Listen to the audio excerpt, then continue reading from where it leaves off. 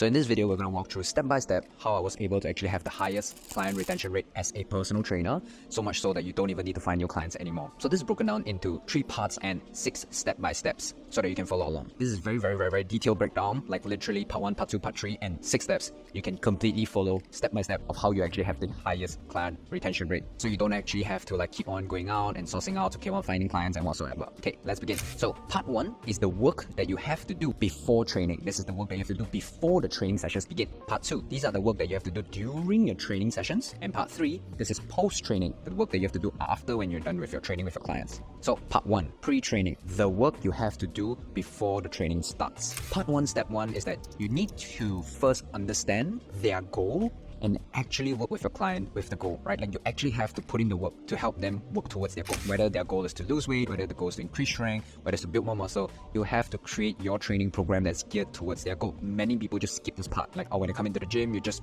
do whatever you like with them. No, don't be that someone who just create random exercises for your client and expect them to stay. It's not gonna work. Your clients aren't dumb. So are you.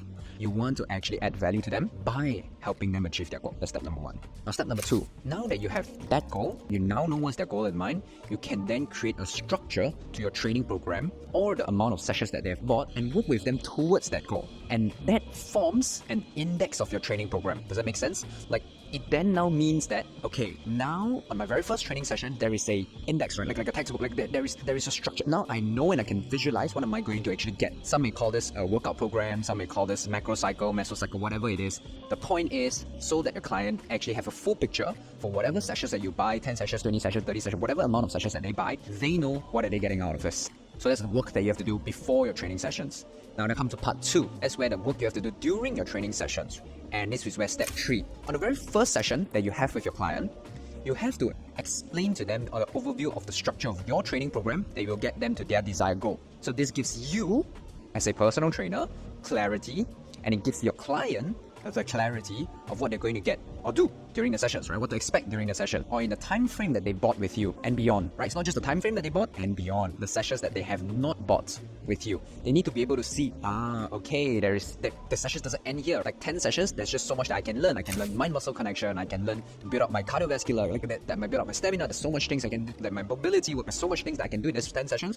And beyond the 10 sessions, let's say you just only bought 10 sessions, like beyond 10 sessions, 20, 30, 40, like if we were to progress, this is how you should progress as well. Even if you're by yourself, this is how you should be doing it. And this gives your client a reason to buy more sessions with you, given that you have shown them the results in the first 10 sessions, assuming, right? Now, however, do take note, they are definitely not sold to the idea to continue the journey with you yet. They might be sold with the idea of the journey by itself when you laid out. Okay, the first 10 sessions you do this, 10 sessions you do this, 30 sessions you do this. They might be sold with that idea, but then also with the idea to work with you or continue with you. So you still have to prove yourself. Therefore, if and when they start to see the results, of course, it means that you do a good job. Then if that's the case, why wouldn't they continue with you? So your job in the 10 sessions, like now that you laid out the foundation, you know where they should progress and you're doing your job as a personal trainer, you need to tell them beyond the 10 sessions, beyond our training sessions, what are they going to do? What are they supposed to do beyond these 10 sessions as well? So with or without you, this is their journey. But with you, it'll be easier. It's more hand-holding. So your 10 sessions is going to work with them. You need to show them the results, which you will show them the results. You're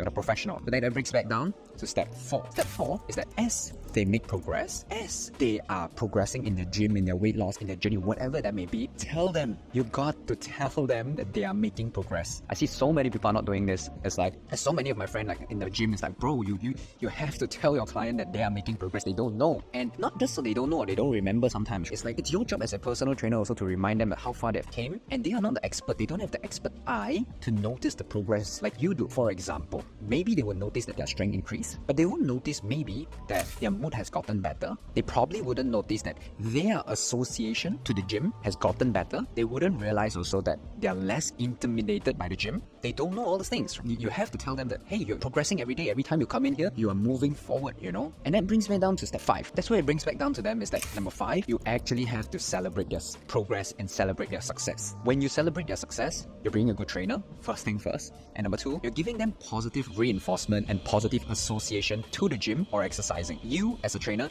you want them to feel good exercising, so you want them to do more of it. Then, when they fall in love with the process, that's where they start seeing the results.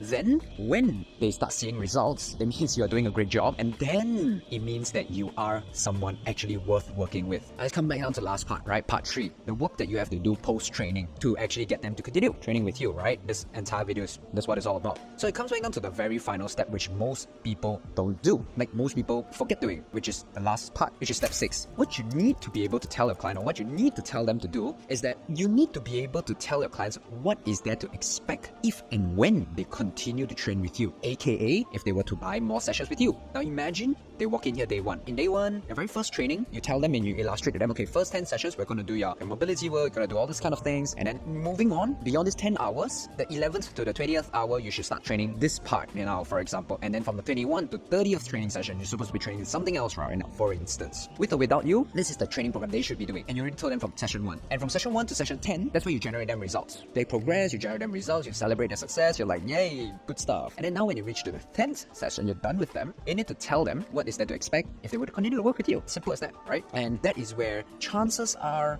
if you have done step 1 and step 5 incorrectly, your client should be motivated, and they should already by now fall in love in exercising, and that's already a job well done for you as a personal trainer. They are more likely to continue signing up with you and training with you already if you do step 1 and step 5 well, right? Like at the end of the day, nothing beats showing your clients result, and your job here to be a good personal trainer is to actually show them the result, right? To bring them to whatever goal that they actually want to do, or at least you converted them to continue exercising by themselves for a long run. That's all. That's really, really all, and you have already instilled a great habit in them with you right now. So truth is that whether they continue with you or not, you can't really control that, but your job here is to be able to actually enable them to like exercising and hopefully continue with you. And if you've done this job well, chances are they are going to actually continue with you. And that's it. That's how you actually ethically get your clients to renew personal training sessions with you. And of course, at the end of the day, if you have actually gotten any value from this video, please like and subscribe to this channel so I will make more videos like these, and comment down below for any questions that you have. And if I see them, I can actually answer them. I will actually answer those questions right now. I will DM or actually answer if you have any question.